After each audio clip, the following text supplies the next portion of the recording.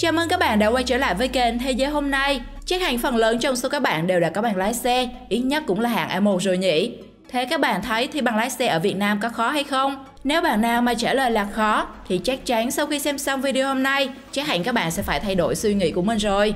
Bởi không ít những quốc gia trên thế giới có những quy trình cấp bằng đầy khó khăn. Các tài xế phải trải qua những bài học lý thuyết lẫn thực hành khó nhanh. Còn bạn muốn biết nó khó khăn như thế nào thì hãy cùng Thế giới hôm nay khám phá 6 màn thi bằng lái xe điên rồ và khó tin nhất thế giới. Để xem bạn có thể vượt qua cuộc thi và cầm bằng lái về không nhé.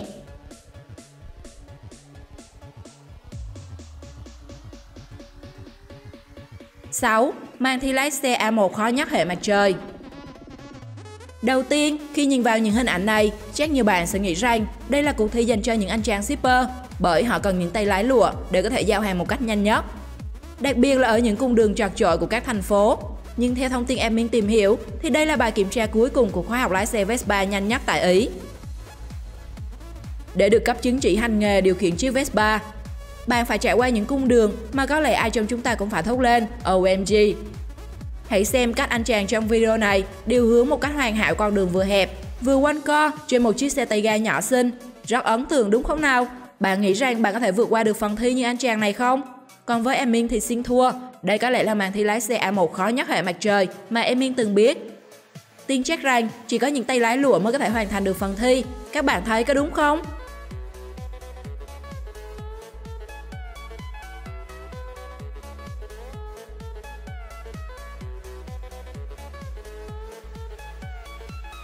Năm, khi tay đua xe F1 thi bằng lái.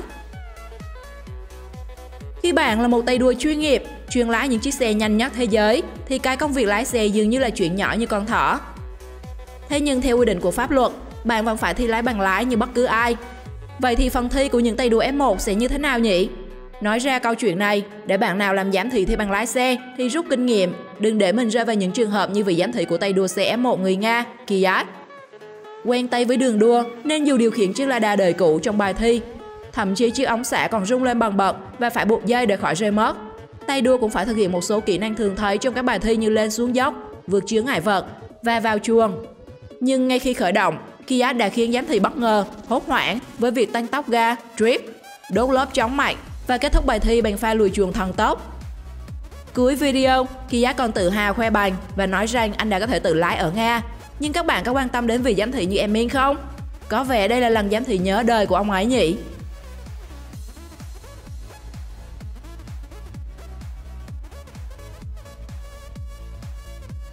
Bốn, cuộc thi lái xe khó nhất Ấn Độ.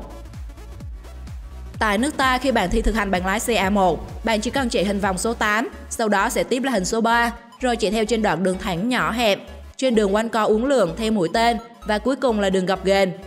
Kết thúc thì bạn chỉ cần chờ lái bằng mà thôi. Còn tại thành phố Tinsukia, bang Assam, Ấn Độ thì bằng lái mô tô cũng đơn giản thôi.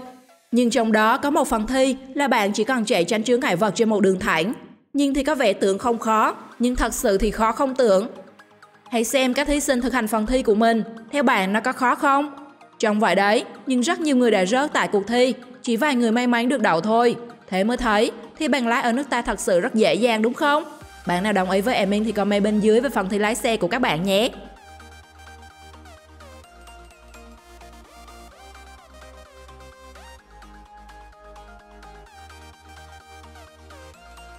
Ba, bài thi lái xe ô tô khó nhất thế giới. Nếu thường xuyên theo dõi truyền hình, chắc hẳn không ít lần bạn sẽ bắt gặp những màn rượt đuổi tội phạm của cảnh sát. Lái xe ở tốc độ cao đã khó, vừa lái vừa tiến hành bao vây, chặn đầu xe vi phạm còn khó hơn gấp nhiều lần. Vì vậy, để luôn làm chủ vô lăng trong những tình huống rượt đuổi đầy căng thẳng, đội ngũ cảnh sát thực hiện nhiệm vụ phải trải qua những khóa tập luyện đặc biệt. Ngoài ra, trong quá trình truy bắt, có rất nhiều tình huống bất ngờ xảy ra, đòi hỏi lực lượng làm nhiệm vụ phải chuyển hướng xe nhuần nhuyễn sang bất cứ hướng nào, rẽ trái, rẽ phải và thậm chí quay xe 180 độ. Bên cạnh đó, sẽ không thể tránh khỏi trường hợp xe cảnh sát đi nhầm vào một ngõ cụt chật hẹp. Chính vì vậy, họ phải tập luyện trước những tình huống thế này để thoát ra nhanh nhất có thể. Tại khóa học lái xe đặc biệt, có một bài tập mà các học viên phải lùi xe theo đường cong qua các chướng ngại vật mà không được gây va chạm. Cùng một số kỹ thuật đặc biệt khác như drift giúp xe vượt qua khúc cua nhanh chóng, phanh gấp không gây va chạm, hoặc xử lý tránh các chướng ngại vật mà không cần dùng phanh. Các bạn thấy sao về phần thi này? Bạn thấy mình có thể vượt qua được không? Riêng admin thì chắc chắn là bị loại ngay vòng giữ xe. Thế nhưng phải công nhận là người tài xế trong video này đã hoàn thành phần kiểm tra một cách tuyệt vời.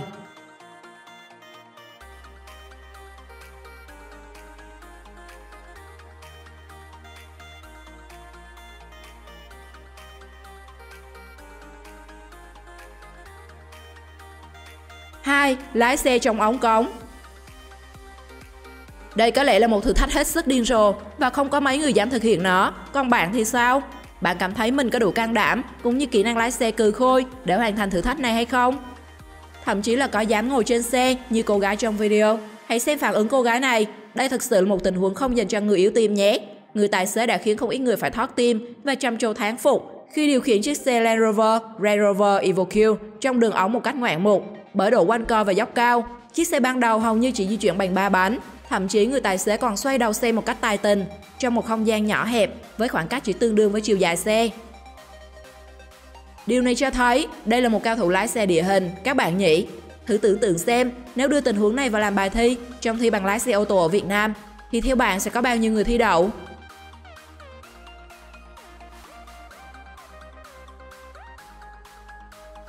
Một, thiếu gia 16 tuổi dùng Lamborghini Aventador để thi bằng lái. Cuối cùng trong danh sách này là màn thi bằng lái ô tô có thể xem là phô trương nhất trong lịch sử thi bằng lái ô tô trên thế giới. Không phải bởi tình huống thi khó hay khả năng lái cực gắt như kiểu tay đua F1 mà admin vừa giới thiệu ở trên, mà điều khác biệt chính là vị thiếu gia 16 tuổi trong video này đã đi thi bằng lái với con bò vàng Lamborghini Aventador SVJ, có giá lên đến hơn 13 tỷ đồng. Đúng là nhà không có gì ngoài điều kiện có khác. Với động cơ cực mạnh nên Lamborghini Aventador SVJ có khả năng đạt tốc độ tối đa ngoài mức 350 km/h và nó là chiếc Aventador nhanh nhất trong lịch sử. Một siêu xe như thế khi đi thi bằng lái thì đảm bảo auto đậu, đúng không các bạn? Còn các bạn thì sao? Bạn đã đem xe yêu nào của mình đi thi bằng lái? Hãy comment bên dưới cho chúng mình biết nhé! Bạn thấy sao về những màn thi lái xe mà chúng tôi vừa giới thiệu? Bạn có muốn nó được áp dụng tại Việt Nam không? Hãy chia sẻ suy nghĩ của bạn với mọi người nhé! Xin chào và hẹn gặp lại các bạn ở những video tiếp theo trên kênh Thế giới hôm nay!